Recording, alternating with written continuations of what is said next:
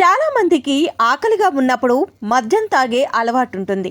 ఈ అలవాటు మునుముందు ఎన్నో ఆరోగ్య సమస్యల్ని కలిగిస్తుందని చాలా మందికి తెలియదు.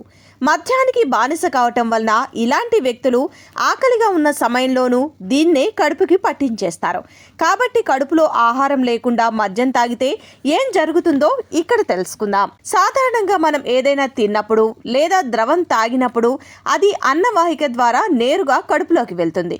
ఆ తర్వాత ఆహారం కడుపు ప్రేగుల్లో ప్రాసెస్ అవుతుంది. చివరకు ఆహారం రక్తనాళాల ద్వారా రక్తంలోకి శోషించబడుతుంది. అదే ఖాళీ కడుపుతో మద్యం తాగటం వలన తల తిరగడం, నడవటంలో ఇబ్బంది, మాటలు అస్పష్టంగా రావటం వంటి లక్షణాలు కనిపిస్తాయి. ఖాళీ కడుపుతో తాగితే కొన్ని నిమిషాల్లోనే మద్యం మరింత మత్తుగా అనిపిస్తుంది. ఫలితంగా వాంతులు, వికారం వస్తుంది. అందుకే ఖాళీ కడుపుతో మద్యం తాగడం శరీరానికి అంత మంచిది కాదని నిపుణులు హెచ్చరిస్తున్నారు. ఖాళీ కడుపుతో మద్యం తాగే అలవాటు ఉన్నవారికి దీనితో పాటు భవిష్యత్తులో అనేక వ్యాధులు వచ్చే అవకాశం కూడా ఉంది.